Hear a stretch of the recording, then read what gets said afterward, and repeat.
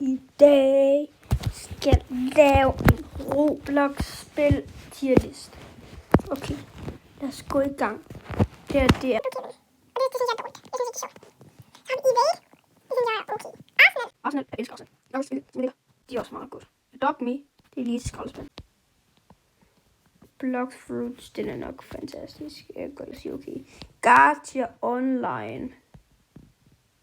Det kommer lige i skraldespand.